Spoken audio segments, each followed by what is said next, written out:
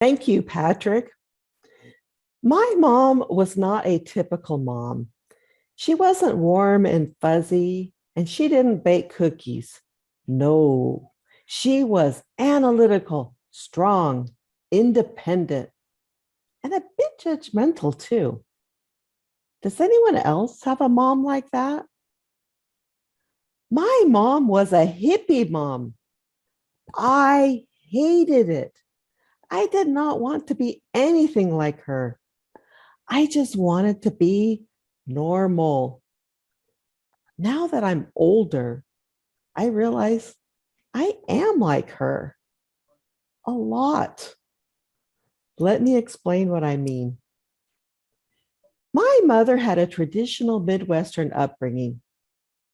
She didn't want to be like her homemaker mother either. She met this exotic Bolivian and Chilean student who would say to her, "Hey, sweetie, you want to hang out?" And he later became my dad. That didn't last long, however. And my mom began to move us around to different communes in different states. I was ashamed of where we lived. I didn't want my friends to see me.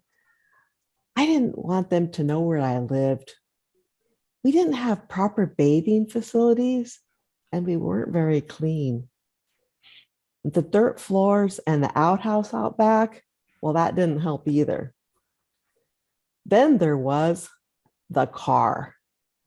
My mother drove a Volkswagen van with flower stickers on the sides. And when the flowers wore out, they were changed to butterflies. I was so embarrassed every time she picked me up from school. I just wanted to hide under a rock. And did I mention her clothes? My mother had no fashion sense, and she just loved anything tie dye. And she wore this weird corduroy caftan thing with a deer on the back. Why couldn't my mom just wear polyester pantsuits like all the other moms? Eventually, my mom's commune phase ended. Well, sort of. My mom moved my sister and me to Colorado, where we lived in a regular home with indoor plumbing. It was primarily just the three of us, but we often had someone extra living with us, a relative, a friend, a foreign exchange student, or a lost soul. I was getting older and I was starting to be able to recognize her good qualities. I saw that she worked hard to make ends meet.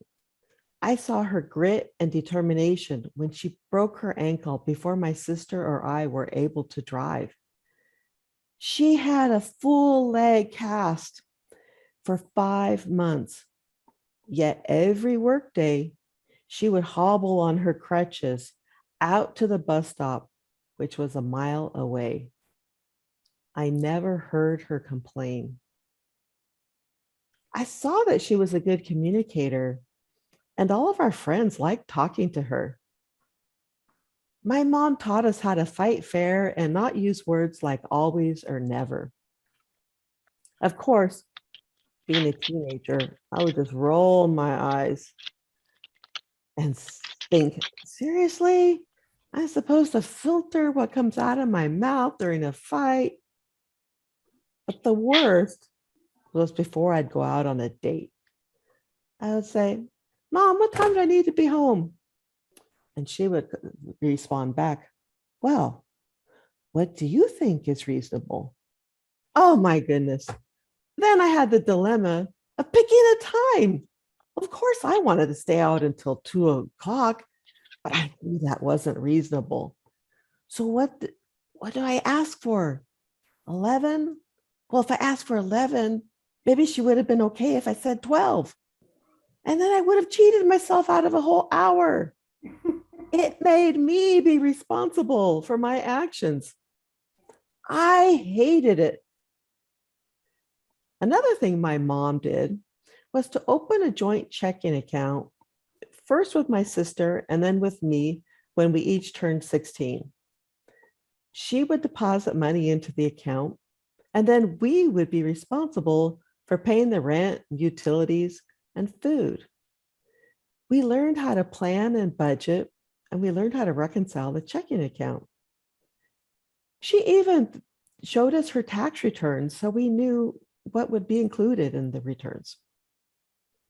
I didn't mind doing these financial tasks, but it certainly wasn't anything that my friends were doing.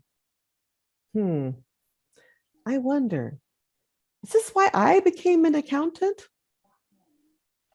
So I rebelled by living a normal life. But am I really that different from my mom?